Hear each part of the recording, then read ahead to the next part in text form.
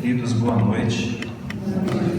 Com grata satisfação que retornamos aqui na cidade de Itatiba, da qual já estamos desde a tarde de hoje, dialogando, enriquecendo nosso conhecimento com nossos amigos que nos recebem com tanto carinho toda vez que aqui estamos. De minha parte, é sempre um motivo de gratidão poder atender o pedido desta casa e destes amigos queridos. Então, o João arrumou um compromisso para a reencarnação inteira, né? Com certeza, nós vamos estar aqui presentes em tantas oportunidades quanto forem precisos, né? Queridos, o tema, já adiantado pelo nosso amigo João, foi elaborado e estruturado há um ano atrás. Então é natural que este sofra evoluções, porque eu evoluí, não sou mais a mesma pessoa de um ano atrás, assim como nenhum de nós aqui é. Da parte dos slides que vou apresentar, apenas 2 inserções houve da palestra original. Demais, apenas os comentários que irei tecer, que estarão enriquecidos de uma nova ótica, da qual eu quero compartilhar com todos vocês aqui presentes na noite de hoje e com todos aqueles que vierem a tomar conhecimento desse trabalho por meio da internet, do qual ficará registrado. Queridos amigos, ao escolher este tema, o ser espiritual, nos debruçamos a partir de uma questão de Allan Kardec, do qual vocês já estão tomando conhecimento aqui no primeiro slide, extraída do Livro dos Espíritos, no capítulo que diz respeito à intervenção do Espírito no mundo corpóreo. E nós temos nessa questão 466 uma resposta dos Espíritos, que foi dada a Allan Kardec, do qual suprimimos apenas um pequeno trecho para darmos início à nossa proposta reflexiva, e da qual aqui está. É um apelo reflexivo para que todos nós possamos tomar consciência do que somos, espírito que somos e da nossa destinação. Como espírito que és, tens de progredir na ciência do infinito. E a partir daqui, nós começamos então a nossa reflexão da noite, da qual eu convido todos vocês a memorizarem o capítulo do Evangelho segundo o Espiritismo, de número 8. Bem-aventurados os puros de coração. Quando chegarem em vossas residências, faça a leitura desse capítulo. Ele, de certa forma, vai trabalhar tudo aquilo que desejamos explorar aqui essa noite. E por que este capítulo? Porque em uma dada lição que ele apresenta, pecado por pensamento em adultério, nós vamos caminhar explorando este tema para ir ao encontro dos slides que serão aqui apresentados. Vocês vão ver uma estrutura, uma proposta logo após essa primeira tela, e da qual nós vamos caminhar por ela. Porém, eu não poderia deixar de fazer a leitura deste capítulo 8, Bem-aventurados os puros de coração, deste item, pecado por pensamento e adultério, a partir do item 6 e 7, citando alguns apontamentos deste. Aqui, a palavra adultério aparece não em seu significado vulgar, comum, popular, mas sim como uma indicação para dentro do ser, para o espírito, para aquilo que vibra em nós, que tem de certa forma um volume e que de certa maneira nos gera estímulos para irmos ao encontro do nosso desejo de melhora ou estímulos que ainda nos faz arrastar algemado as nossas condições ainda inferiores, as nossas tentações. Então é importante salientar isso, que quando Jesus faz este apontamento, referindo-se a este pecado por adultério, nós devemos levar em conta este apontamento para o espírito, para o mundo interno, não só referindo-se ao ato externo, mas principalmente aquilo que habita dentro do ser, no pensamento. E é aqui que nós vamos começar a trabalhar a nossa linha de raciocínio. Em dado ponto, a lição começa no item 6, fazendo a seguinte advertência: a verdadeira pureza não está apenas nos atos, mas também no pensamento, pois aquele que tem o coração puro nem sequer pensa mais no mal. Veja que interessante.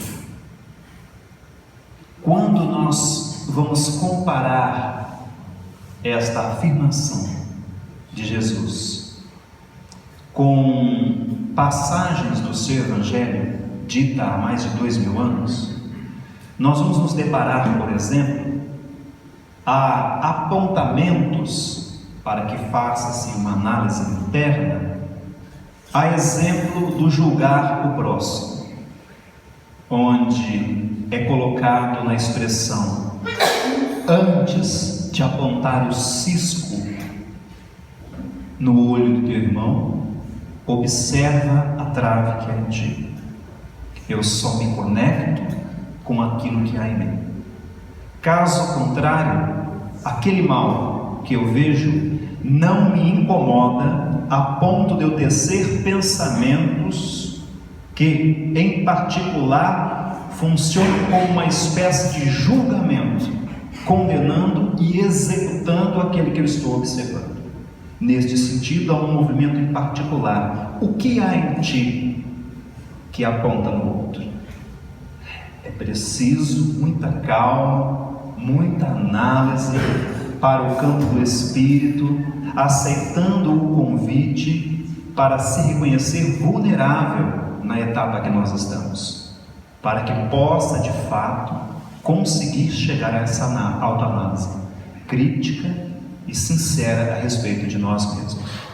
A partir daí, eu consigo identificar o que há em mim e que eu, com um pouco de força de vontade, vou conseguir gerar estímulos positivos para começar a gerar a mudança. Nesse intervalo, neste espaço entre o analisar, perceber, identificar, sentir e viver a proposta transformadora, já não pertence mais a mim o ato de julgar, porque eu também me vejo como um ser que carrega a trave do cisto que antes eu apontava. Esta ação, ela por si só já pacifica o ser espiritual, o nosso ser, porque eu me liberto deste compromisso desgastante do cuidar mais do outro do que de mim mesmo, no sentido de observá-lo para tentar corrigi-lo ou para tentar impor o meu ponto de vista. Não quer dizer que nós, como seres que devemos dar o exemplo da nossa transformação moral para o Cristo, não devemos ser direcionadores de caminho. Devemos, é nosso dever. Eis aí o exemplo da maior caridade que podemos fazer, não só pelo Espiritismo, quanto pelo Cristo. O exemplo da nossa própria transformação, que é o mais difícil.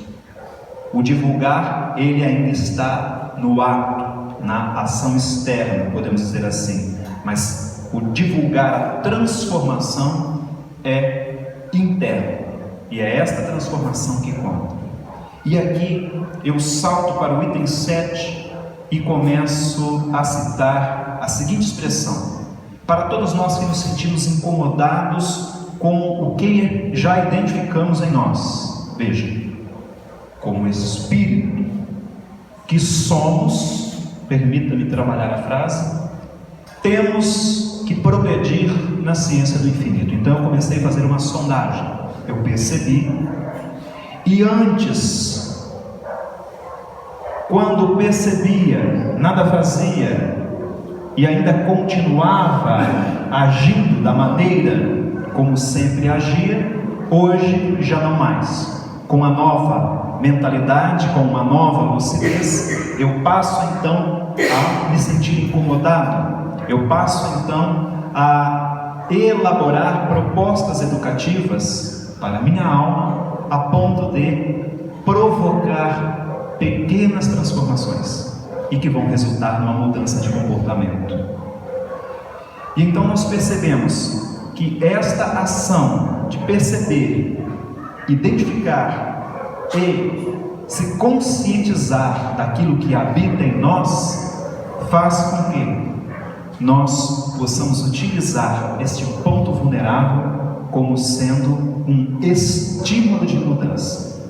E aqui nós iniciamos a leitura desse item 7, que está no capítulo 8, Bem-aventurados os puros de coração, ainda no item o pecado por pensamento e adultério.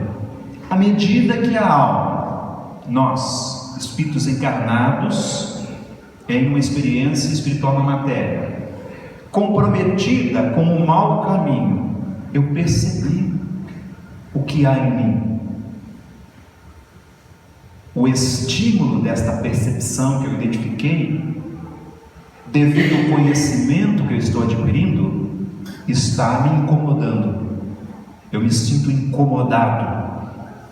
Agora serei mais responsável, portanto, devo caminhar e não pecar mais, conforme o Evangelho, para que não me suceda coisa pior, para que a minha consciência não exerça sobre mim uma cobrança que me arremesse para processos de crises interiores, crises profundas. Então, quanto mais eu erro, sabendo, mais eu sou cobrado por essas leis perfeitas gravadas na consciência.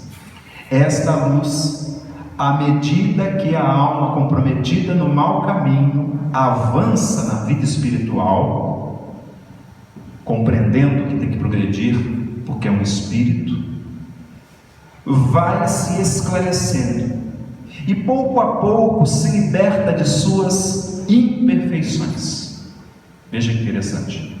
Segundo a maior ou menor boa vontade que emprega, em virtude de seu livre-arbítrio. Agora prestem atenção nesta colocação. Todo o mau pensamento é, portanto, resultado da imperfeição da alma, mas, de acordo com o desejo que tiver de se purificar, e é aqui que é a chave, até mesmo este mau pensamento se torna para nós um motivo de progresso. A partir do momento que eu identifico, vejo, não só enxergo, vejo, e me sinto incomodado com o que eu sou, não é estou, com aquilo que eu sou, quando eu começo a me sentir incomodado com o que eu estou fazendo, eu estou avançando espiritualmente. Veja que interessante. Já é um motivo de progresso. Porque antes fazia por fazer, o mundo é dos espertos, não é? Antes seja o meu bem do que meu mal. Prefiro que seja meu bem então e teu mal, do que teu bem e meu mal. Agora já não cabe mais esse tipo de pensamento em nós. Está ocorrendo uma cura interna. A luz está reluzindo nas trevas da nossa ignorância. E desta vez, nossa consciência está retendo. Está retendo, está absorvendo a luz. E quanto mais observa, absorve, mais os cantos obscuros da nossa intimidade vão sendo revelados. E então, vai havendo um ressuscitar destes personagens. Por isso, não aponte. Em ti dorme personagens, travesas, aguardando o momento da oportunidade para que você dê o testemunho.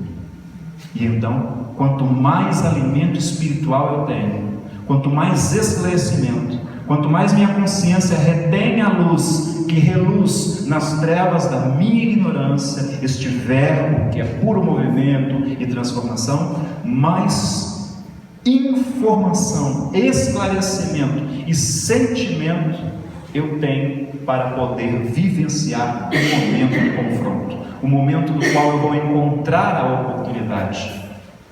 E se bem alimentado eu estiver, ao encontrar essa oportunidade, eu vou sentir uma satisfação de conseguir resistir aquilo que antes era para mim uma conexão irresistível. Então eu fazia, mas quando outros faziam, eu condenava. Então nós começamos a perceber que, de acordo com que nós vamos tomando consciência destas imperfeições, nós vamos pouco a pouco nos libertando dela. Temos o livre-arbítrio, podemos sim escolher, mas quanto mais faz luz na consciência, mais eu tenho condição de caminhar. E continua: todo mau pensamento é resultado da imperfeição da alma, mas de acordo com o desejo que nós temos de nos purificar, até mesmo esse mau pensamento torna para nós um motivo de progresso, porque nós vamos repelir com energia. É o sinal de uma mancha que nós nos esforçamos por apagar, e não vamos ceder quando nós nos depararmos face a face com esta oportunidade. Agora, o contrário disso, quando eu justifico o porquê eu sou assim, e o porquê aqueles que estiverem incomodados com o meu pensamento devem se mudar.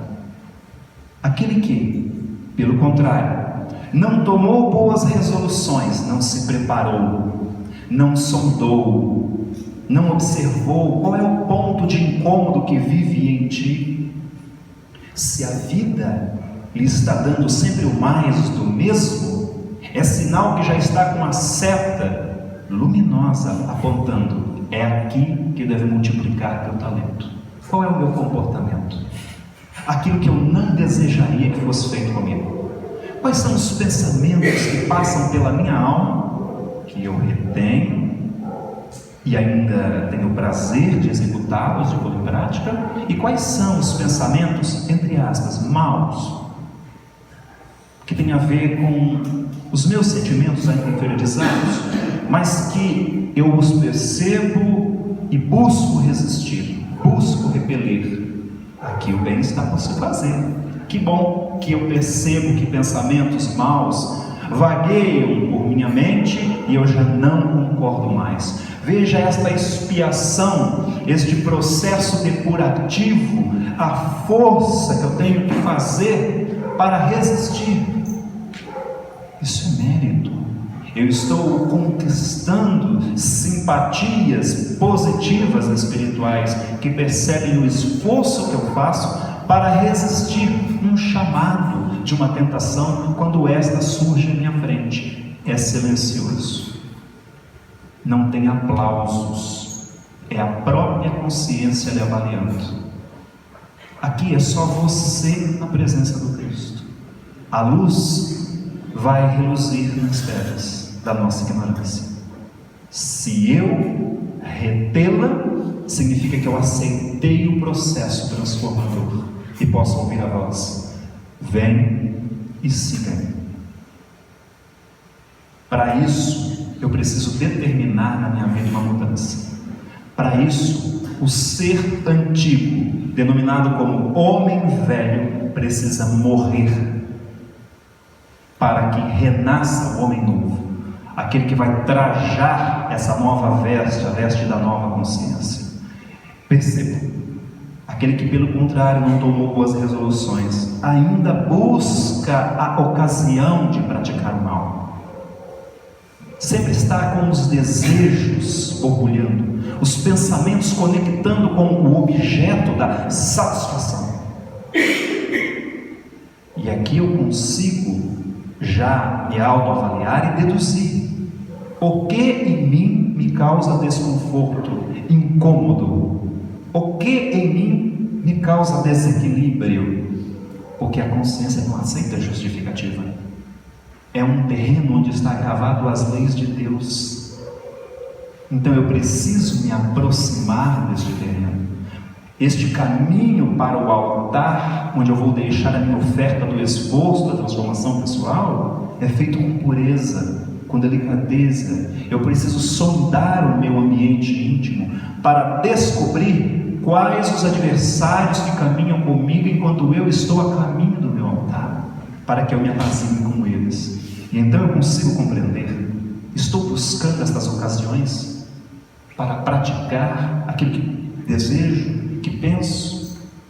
Se eu não faço aquilo que desejo e penso, não será porque eu já estou conseguindo vencer esse desejo, mas apenas por falta de circunstâncias favoráveis. O ambiente não estava propício para eu agir, então eu não faço.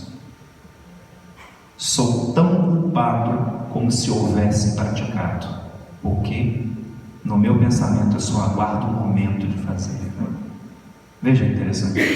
Quando estamos nessa situação, aqui o bem ainda está todo por se fazer em nós. Eu sou o personagem que aponta teu cisco, mas eu nego olhar a trave que é em mim. Agora a comparação, o resumo deste capítulo.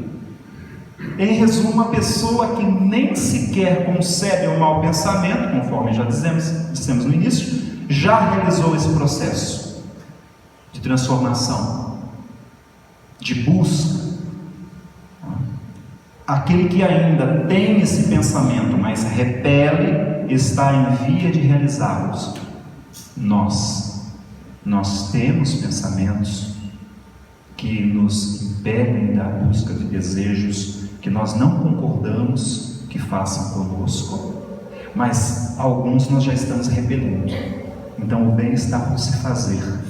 Nós já estamos despertando para esta necessidade. E por fim, aquele que tem esse pensamento e nele se compraz, aí o mal ainda está agindo com toda a sua força, escravizando ainda esses seres em sua própria ignorância. Então nós percebemos que este capítulo 8 do Evangelho segundo o Espiritismo, bem-aventurados os puros de coração, em especial essa leitura que fizemos, pecado por pensamento e adultério, nos dá uma clara indicação como Jesus, conhecedor profundo do Espírito, falava de maneira a nos orientar para dentro, onde todos esses movimentos da alma nos pede uma atenção em particular, bastante detalhada, para que pudéssemos, enfim, descobrir o que em mim vibra de maneira contrária aos desejos do bem e do meu progresso. Então observe, quando nós começamos a perceber esta necessidade de progredir, então nós, como ser espiritual que somos, estamos de posse agora de um caminho novo, pronto para nos receber, pronto para fazer com que nós, por meio do nosso esforço, perseverança, vontade ativa, e não só na ideia, começamos então a fazer este processo de transformação do velho para o novo, e aí nós nos tornamos mais responsáveis. E aqui nós vemos o trabalho que vamos realizar dentro desses cinco apontamentos. Nós vamos passear dentro desse tema ser espiritual, conscientizando, despertando e transformando. De modo bem simplificado, nós vamos chamar algumas questões de livros dos Espíritos, fazer algumas reflexões, para poder ver o quanto que nós temos em mãos um material rico, que às vezes só estamos enxergando, e que passa por nós, entre o folhear uma página aqui e ali, entre o próprio evangelho semanal, que fazemos questão de fazer, mas a pergunta é: o quanto que eu já conheço desse evangelho semanal? Dia, hora marcada, aquele encontro, aquela comunhão que eu busco criar. Por quanto tempo aquela comunhão permanece em mim? Este evangelho, ele é só conhecido ou eu já estou sentindo este evangelho? Esta proposta de mudança, eu já comecei a sentir, e este sentir já é o suficiente para provocar um novo viver dessas informações? Este evangelho no lar da alma é que espera a nossa iniciativa, e é aqui que a doutrina espírita nos convida a entender: que somos? Somos espíritos. E se temos de progredir na ciência do infinito, temos que entender qual é a nossa definição. E aqui é muito claro: destaque nós, somos os seres inteligentes da criação. Neste momento, nós aqui, encarnados em uma experiência espiritual na matéria, almas encarnadas, somos espíritos que povoamos temporariamente o planeta Terra, o mundo material. E a questão aqui é específica: que são? Que definição se dá dos espíritos? Os espíritos são seres inteligentes da criação. Eles povoam o universo fora da experiência em que estamos agora, do mundo material. Se são seres inteligentes da criação, adquiriram esta conquista. Seres inteligentes não significam moralizados. Uma inteligência não moralizada, com conhecimento de posse, de conquista acadêmica, pode causar grandes desequilíbrios para uma sociedade. Uma inteligência moralizada, colocada em locais ou postos estratégicos, pode ser a pena que assina um tratado de guerra, pode ser a mente que aperfeiçoa um armamento de destruição, de potencial nuclear, para dizimar toda a espécie humana. A inteligência. A inteligência não moralizada pensa primeiramente em si.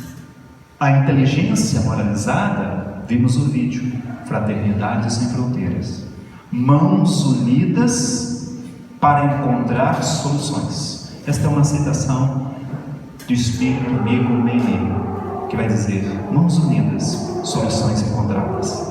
A inteligência moralizada vai ao encontro da tua necessidade, não bate de frente.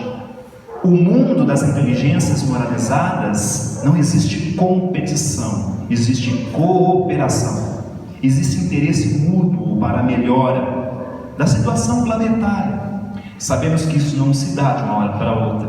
Cada espírito, localizado em uma geografia do mundo, do planeta, tem sua necessidade de experiência em particular para a sua evolução. Sim, mas o despertar da caridade no coração, esta que parte de dentro, começa já a movimentar em nós recursos espirituais, estes fazendo com que eu venha me importar contigo. Tivemos abalos no Brasil que mexeu conosco nos últimos anos. A tragédia de Mariana, Brumadinho, entre outras situações que ocorreram no país, chamando a atenção do povo, convocando para uma união, um único propósito: aliviar vidas, aliviar situações pelas quais aquelas vidas estavam passando. Conforto moral, conforto físico, doações para o mantimento dessas famílias, mas também, nestes mesmos períodos, ouvimos rumores de inteligências não moralizadas, aquelas que compactuam com a ideia de que o mundo é dos espertos, desviando cargas de doação. Inteligências não moralizadas que, no seu estabelecimento, recebiam essas doações vendidas por esses atravessadores por um preço menor. O mundo é dos espertos, não é verdade? Esta educação vem da nossa casa, do nosso lar, desde a mais tenra idade. porque se observa muito. E aqueles heróis do lar, qual é o exemplo que está passando para aqueles que nos observam? Material de cunho acadêmico, de nosso interesse, de nossa área de estudo. Psicologia pré-natal, educação a partir do 4º, 5º mês de gestação. Olha que interessante. Figurativa, família, unindo-se à gestante nesse processo onde o ser espiritual está criando todo o vínculo com o clã familiar. Imagine se todos decidem trabalhar para melhorar a situação daquele espírito que vai reencarnar. Educação espiritual. A doutrina espírita também pratica isso como evangelização no ventre, evangelização de bebês. E aí se dá, né, os outros ciclos da evangelização, né? Pré-infantil, infantil, pré-mocidade, mocidade. Então percebam que nós já estamos sendo estimulados a ir ao encontro destas necessidades, para que o ser que aqui retorna possa utilizar da sua inteligência para melhorar o ambiente onde ele foi chamado a dar o seu testemunho. Feliz das mãos, né, que apoiam todos esses nossos irmãos do continente africano. Esta foi a colocação importante que o João colocou. Dá-nos uma satisfação. Parece que surge um impulso direcionador diferente nas nossas vidas. Sabe o que é isso? A energia do sentimento da utilidade. Quando nossas mãos sentem que estão sendo úteis. Mas eu não tenho R$50 por mês. Faça algum trabalho artesanal. Doe. Né? Sempre tem eventos da fraternidade. Doe o alimento conforme foi colocado. Doe o trabalho de mãos unidas para ajudar no dia da coleta. Tudo é servir. É a energia da intenção que conta. Então nós começamos a perceber que somos seres inteligentes da criação. Ponto. Se sou um espírito em uma experiência espiritual na matéria, não comecei aqui no nascimento e não vou terminar aqui com a morte do meu corpo físico. Isso muda tudo. Agora, a doutrina espírita nos revelando esta condição abre nossos olhos e torna-se então um forte elemento de moralização das massas, porque eu preciso ter responsabilidade não só quando encarnado, mas sim quando desencarnado também. Eu preciso sair daqui melhor do que eu entrei. Agora sei que sou um espírito. Então, tudo aquilo que eu fizer que prejudicar o outro está gravado na minha consciência. Corre por minha conta. Já imaginou se nós tivéssemos essa educação desde a mais tenra idade? E a hora que começássemos a notar na criança que ela tem necessidade, por exemplo, de dar o troco, de vingar-se. Quando ela tem aquela necessidade que explode nela, que ela não admite ficar em segundo lugar, mentalidade competitiva de vencedor, de líder, estimulado principalmente pelos aparatos tecnológicos e plataformas virtuais que em muitas ocasiões nos estimulam para a competição, para a inquietação, propondo disputas, algumas que fazem com que nós venhamos a correr o risco de perder a vida orgânica, física, prejudicar o organismo. Imagine se nós temos este tipo de educação desde mais tenra idade e começamos a corrigir estes abusos, conforme então vem para orientar o capítulo 14 do Evangelho segundo o Espiritismo e a questão 917 17 do Livro dos Espíritos, orientada pelo Espírito Fenelon, corrigir estes abusos desde criança, desde a mais tenra idade. Estamos de acordo com isso? Ou achamos que isso é uma educação castradora, que castra o potencial que está em desenvolvimento da criança? Depende por onde vemos. Se o nosso olhar for aqui, espíritos, este é nosso dever. Resumindo o capítulo 14 do Evangelho segundo o Espiritismo: eis aí tua missão, eis aí teu dever, aproximar as criaturas que lhe foi confiada de Deus e instruí-las. Olha a harmonia. E quando eu instruo para a educação espiritual, eu estou cumprindo com um alerta de Jesus: busque primeiro o reino de Deus, e tudo mais lhe será acrescentado. Hoje é o contrário. Instrua para que ele se torne o líder, para que ele fique no topo, e depois vá buscar as coisas espirituais.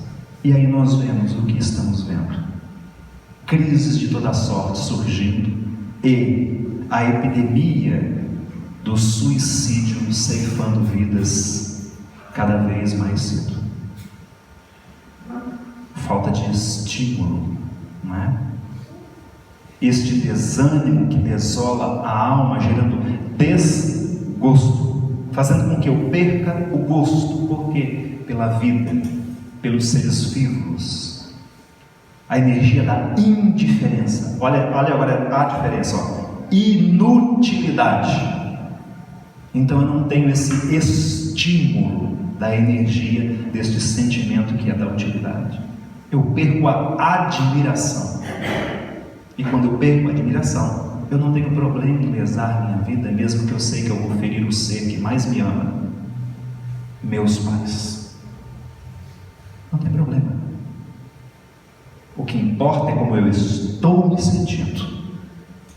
E esse circuito fechado, que nós vamos chamar aqui de egoísmo, é tão profundo, por eu não conhecer a dinâmica desta educação, que eu decido por fim, então, exterminar o meu organismo físico e retorno ao mundo espiritual em condições lamentáveis. Continuando, e nossa destinação como espírito? Qual é o fim objetivado com a reencarnação? Expiação, dentro disso tudo que nós já falamos, as nossas dificuldades morais, identificar nosso ponto vulnerável, saber sobre o incômodo que há em mim, e ao identificá-lo, se pôr a melhorar. Então, este ponto de incômodo se torna algo positivo, porque eu estou resistindo e eu estou aprendendo com ele. Então, se antes era mágoa, esta mágoa agora se tornou o meu melhor, ou a minha melhor terapeuta. Por quê? Porque eu começo a olhar para ela e percebo o quanto eu sou frágil, o quanto que eu também falho, e começo a entender a partir dali a estrutura do perdão, que é libertação. Então eu vou me beneficiar, porque eu corto o vínculo com a energia que eu estou emitindo numa polaridade negativa. Então não recebo de volta intensificada em polaridade negativa. E esse esforço por compreender, eu começo então a perceber que o outro que me feriu, só feriu porque está naquele nível de consciência de desenvolvimento moral. Não tem a ver com inteligência. Como eu disse, inteligência que não é moralizada assina tratados de guerra, enquanto inteligência desmoralizada faz esse trabalho tão lindo que vimos há pouco na Fraternidade Sem Fronteira. Eu começo a perceber que o autor da minha história sou eu. Sou eu que posso interpretar o conceito de Jesus: eu vim para que vocês tivessem vida, e vida em abundância. Eu gero a escassez, dependendo do ponto morto que eu desejo alimentar em mim, e com justificativa afirmo: sou assim. Fez, agora vai ver com quem investiu. Eu não posso lhe perdoar porque vai que você se torna feliz. Não, você vai ver o meu sofrer para ficar amarrado a mim. Veja, perdoar é dar a você o bem que eu não quero. Então prefiro o teu mal. Então eu fico imantado à situação no mundo interno. Adultério, pecado por pensamento. Agora, quando esse cômodo se torna algo que começa a chamar minha atenção, e o conhecimento que eu estou adquirindo começa a causar esses tremores internos, é porque eu estou sentindo a necessidade de mudar. E o próximo passo agora é se sentir tão incomodado que eu vou começar a viver essa proposta. E aí começam a perceber a minha transformação. Este processo de expiação promove a melhoria progressiva da humanidade. Sem isso, onde há justiça? Esse é o fator de equilíbrio. Então nós começamos a entender que a educação espiritual, ou educação do espírito, é a chave para a melhoria planetária. Toda vez que nós nos afastarmos da proposta de educação espiritual, das leis de Deus, da lei natural, única e necessária à felicidade do homem, questão 614 do Livro dos Espíritos, toda vez que eu me afasto dela, prevalece em mim o egoísmo. Então eu sofro para voltar a este caminho estreito, onde está gravada essas leis perfeitas na minha consciência. Então eu causo ou provoco essa iluminação do meu espírito e começo a compreender que a vida, apesar das turbulências que existe por aquele que passa por aqui encarnado, é possível adquirir um sentimento que os Espíritos bem descrevem em um capítulo do Evangelho segundo o Espiritismo, capítulo de número 5. Bem-aventurados os aflitos, o item é o número 23, tormentos voluntários. No último parágrafo, o Espírito descreve assim: você adquire um sentimento de calma. Calma. A pessoa calma é branda, pacífica. E ele conclui: a calma em meio às tempestades da vida não é felicidade? Olha as dicas. A pergunta é: eu quero usar a minha inteligência para aliar esses conselhos? Ou manter calma? Ou estimular o sentimento de calma em mim quando alguém me desafia? Aí tem aquela frase, né? Logo eu, que não levo desaforo para casa? Ah, não. Então percebam o movimento da turbulência. Que seja feito a vossa vontade. E eu continuo no turbilhão, porque eu não me observo dentro dessa situação. Mas quando eu percebo que logo eu, o ser que não leva desaforo para casa, temperamento agressivo, aquele temperamento que bateu, levou, não é? Que se segurar as palavras parece que ela fica aqui. Aí eu começo a perceber: este é o meu processo de expiação. Agora este mal, entre aspas, se bem resistido e compreendido, se torna a alavanca do meu despertar. É semelhante ao simbolismo do óbolo da viúva. Ela passa e deixa um menino. É tudo que ela tem. E os olhares que observam deixaram muito. Mas Jesus adverte: eis aí o diferencial. Mas como assim? Olha, muitos deram o dobro disso, o triplo. Sim, porque nada lhes falta. Esta deu tudo que tinha. Então, quando testam nossa paciência, por exemplo, e eu sou de temperamento pavio curto, antes explodia, e na explosão causamos um efeito em cadeia, dominó. E tudo aquilo que prejudicamos, devido ao nosso comportamento, que depois geraria crises de arrependimento. Olha os desequilíbrios.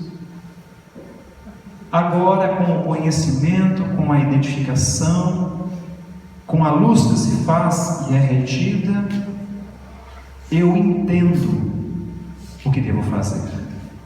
E quando sinto no íntimo essa vontade de explodir, recuo. O mundo te aponta como fraco, mas Cristo te dá a paz para vencer o mundo. Isso é força. Isso é opinião própria.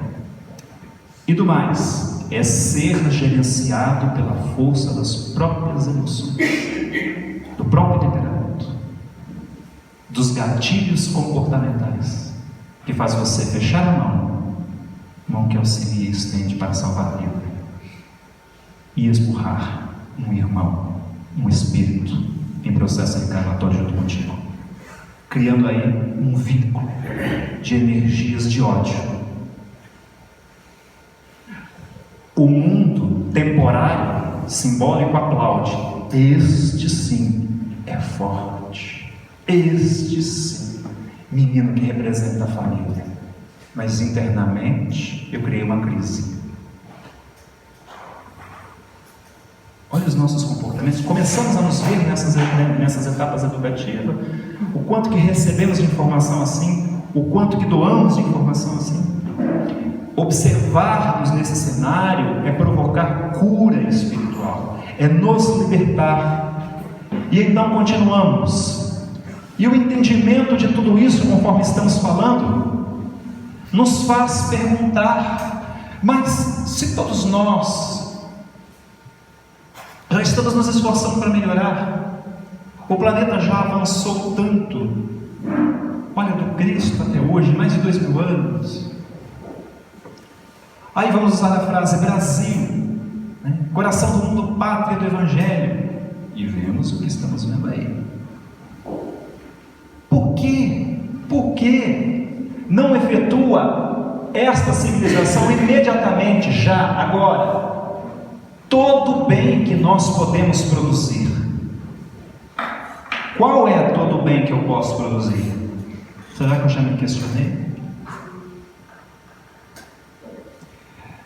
Em uma reação de raiva que me faria sacar uma arma e disparar contra um irmão que provocou os meus instintos inferiores?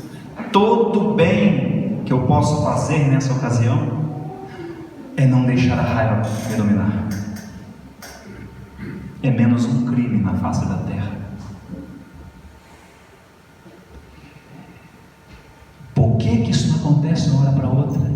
Porque os seres humanos ainda não estão prontos.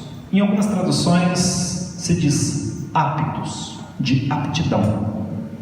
Prontos ou aptos significa conquista. Entrei na universidade, dependendo do curso, é 4 anos, 5 anos ou mais para você estar apto, pronto, fora os estágios, fora a prática, para estar apto. Ok. Pronto para quê? Título da matéria da universidade: Livro dos Espíritos. Pronto para o conhecimento do Espírito. O objeto de estudo da doutrina espírita é o Espírito.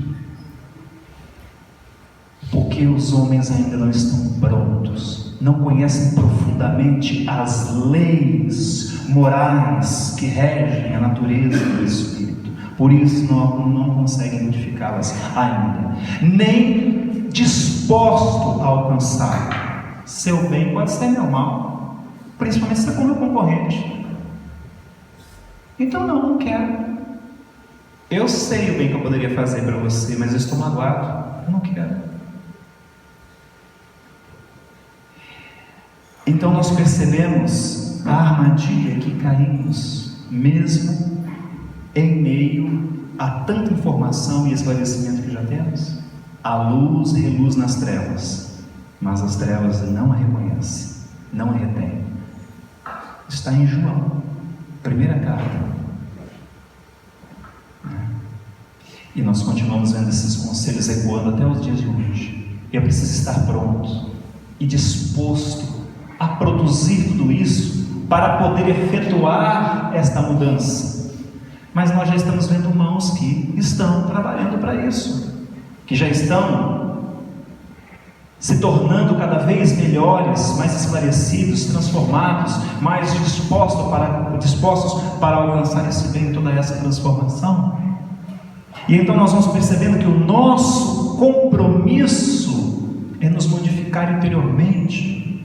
E para isso nós temos um ícone de maior grandeza que veio aqui, que esteve entre nós, se fez carne, o maior de todos os professores, o mestre por excelência, o Cristo, mergulhou na carne, abafou sua grandeza, para poder nos educar espiritualmente. Questão 625, qual é este tipo mais perfeito que Deus ofereceu ao planeta Terra, aos espíritos encarnados, para servir de guia e modelo? Guia, atenção para cá, guia, aquele que conduz com segurança, que sabe o caminho. Quando nós vamos fazer uma viagem, contratamos um guia, e de preferência um guia que é bom, que conhece o roteiro, um guia para nos conduzir com segurança. E modelo, guia e modelo perfeito. Temos que fazer essas junções para poder analisar a pergunta, a expressão Jesus. Por quê? Porque para nós Ele constitui o tipo mais perfeito da perfeição moral, que a humanidade pode aspirar, desejar. Ame uns aos outros como eu vos amei. Está deixando um modelo, um roteiro pedagógico, para que nós possamos entender esse código divino que é o Evangelho no coração. O ser mais puro de quantos tem aparecido na terra. Tantos outros missionários apareceram em toda parte, concluindo o trabalho, antecipando o trabalho do Cristo. Mas o Cristo é uma cartilha perfeita que ensina-nos a amar até o inimigo. O que é isso? Processo de libertação mental, assim como o Espiritismo provoca um processo de libertação mental, fazendo desaparecer o homem velho desse processo de transformação, dando lugar ao novo, e nós nos sentimos incomodados com aquilo que fazíamos. Agora não quero mais. E então nós começamos a perceber que esse reino, busque o primeiro, está dentro de nós, e que nós podemos estimular na criança, em nós adultos. Basta elaborar o método correto, certo, para que nós possamos estar prontos e dispostos a fazer isso, a buscar esse reino de Deus em nós. E após entender este compromisso, começamos então de fato a nos transformar. Olha que interessante. Como que nós vamos reconhecer uma mudança? Mundo de regeneração. Como que vai reconhecer isso? Vai ter um dia com queima de fogos, vai abrir-se as nuvens dos céus e o coro dos anjos chegam com aqueles pergaminhos longos. Salve Cristo, eis o mundo de regeneração. Será que é fácil assim? Vamos reconhecer pelo desenvolvimento moral. Vamos nos incluir para o trabalho ficar bonito? Vamos nos reconhecer, porque a lição pecado por adultério, né? Olha que interessante. Por que nós vamos nos reconhecer? Porque eu conheço aquele pensamento mal que há em mim e que eu já estou resistindo. Desenvolvimento moral não é feito de seres perfeitos. Deixe de moralizar as crianças que estão chegando hoje. Deixe elas à vontade para ver o que acontece. Deixe elas só observando a maneira como nós agimos, para ver o que nós vamos causar como reação no planeta. Depende de nós. Nós somos essa ponte de transformação.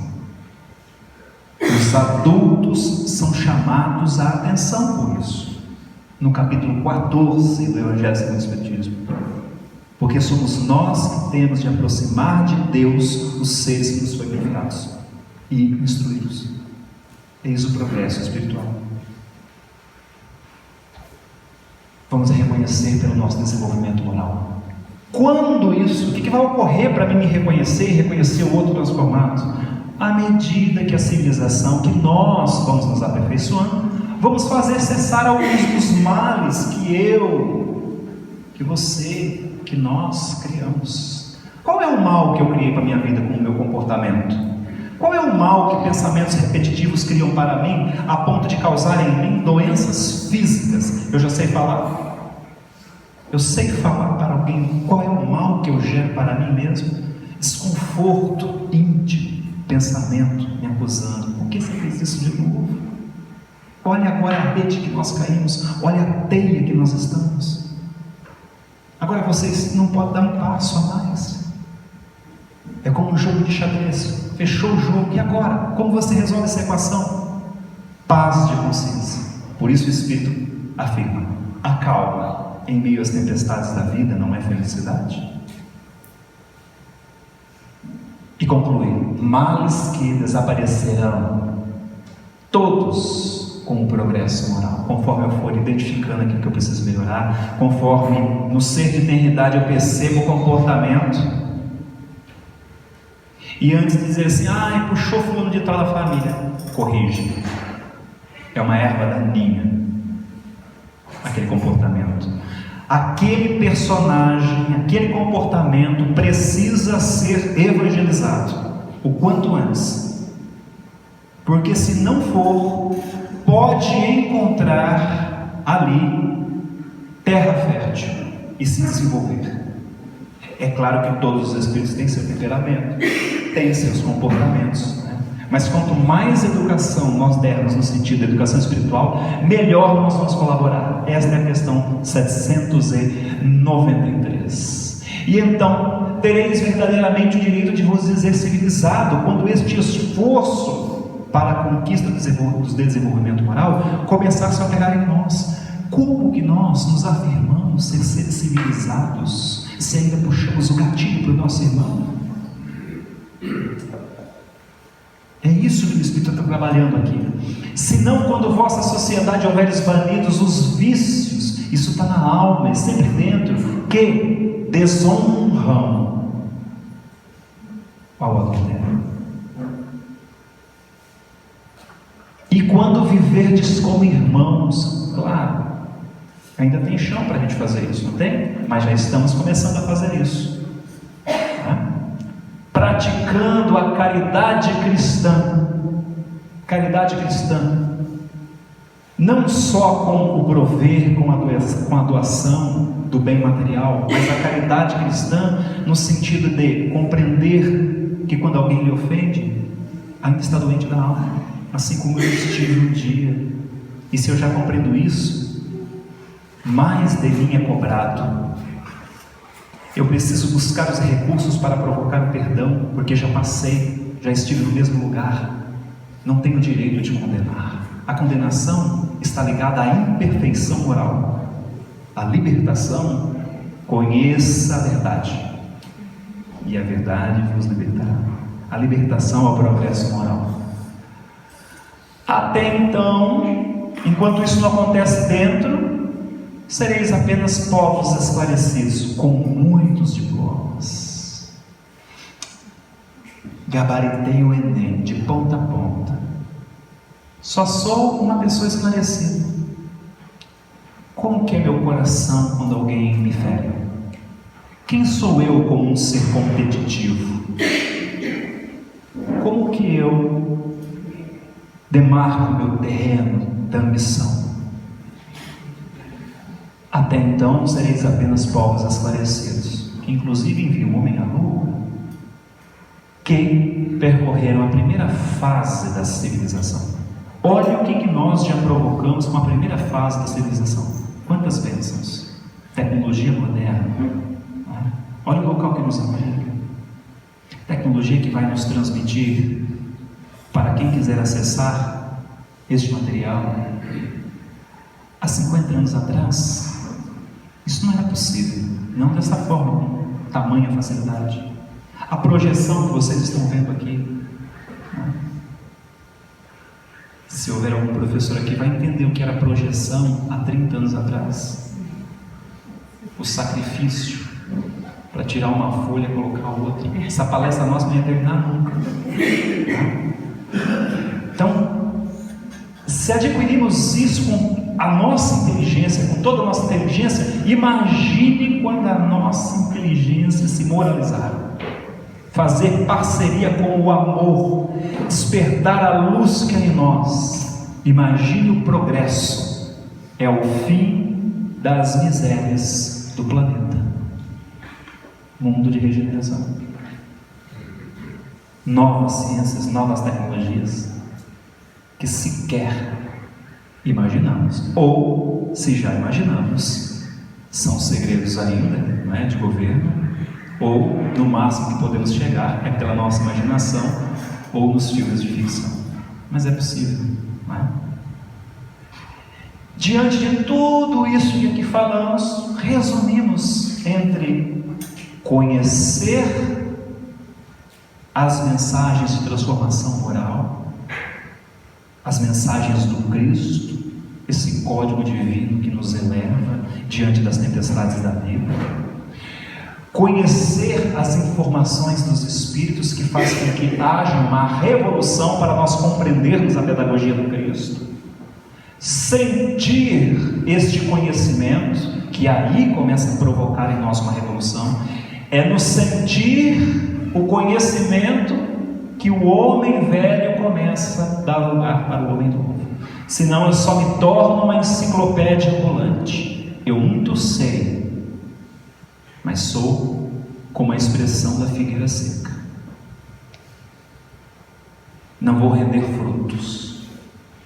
O meu fruto, ele fica apenas no degrau da primeira fase da civilização. Quando eu me esforço para unir o conhecer com o sentir, eu começo a provocar a mudança da transformação, porque eu entendo o meu compromisso, eu entendo a minha destinação, eu sei que sou um espírito, então eu vivo o Evangelho. Eu sou o Evangelho. E eu detenho conhecimento das minhas imperfeições. Perceberam que eu não usei a palavra Espírito puro? Isso aqui é para nós, no momento presente. Ao deter este conhecimento, eu estou pronto, apto e disposto a praticar o bem, a mudar, a começar por mim mesmo. Isto é cura espiritual. Isso é transformação. E então eu entendo o chamado. Eu começo a compreender que onde está o meu tesouro, também está o meu coração. É uma convocação. Onde está o nosso tesouro essa noite? Do que me vem? Qual o incômodo que me vem à mente agora? Se eu fosse fazer um exercício, se Cristo materializasse aqui e exigisse: o que em vós lhe incomoda? E você traz a lembrança, se é que já não é permanente. Quanto você alimenta este incômodo? Qual estímulo, força vital, quanto você dá? A resposta é esta expressão. Esse estímulo é o teu tesouro. E então a mágoa que eu sinto pode ser o meu tesouro. É aí que está o meu coração. O meu temperamento de ter dificuldade para voltar atrás após me ferirem pode ser o meu tesouro.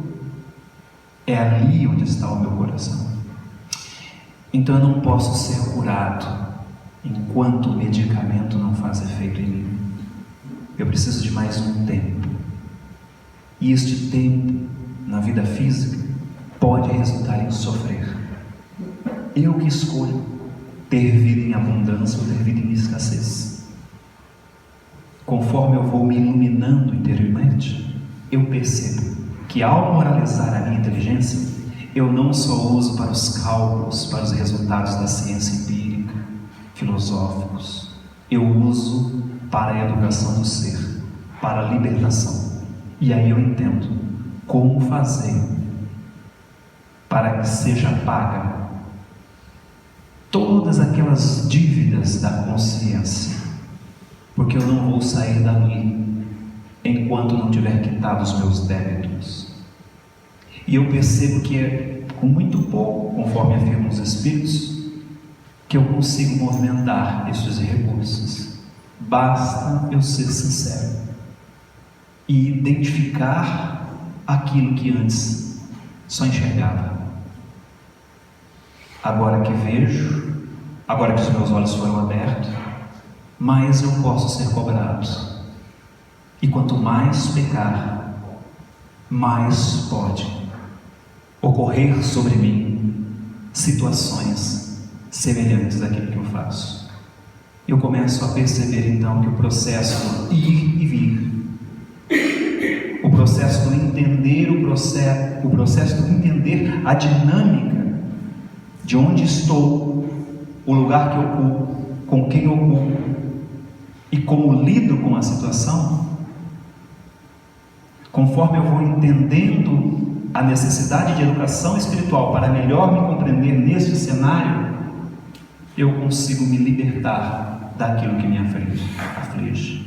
Eu consigo entender a minha destinação como um ser espiritual. Que possamos nós, nesta noite, ser as mãos que vai dar a solução. Mãos no sentido de movimentar-se, mãos no sentido de operar o bem, mãos no sentido de gerar progresso, para que nós possamos nos sentir útil dentro dessa busca, dentro desse processo de descoberta e dentro desse trabalho de educação espiritual, a começar por nós mesmos, para que seja feito ao outro tudo aquilo que de fato nós gostaríamos que fosse feito a nós. Que essa proposta educativa do ser espiritual possa banhar os nossos corações de paz, de amor, de luz, até uma outra oportunidade de encontro que esperamos com alegria, satisfação e gratidão no coração. Um grande abraço a todos vocês que nos prestigiam. Obrigado, queridos.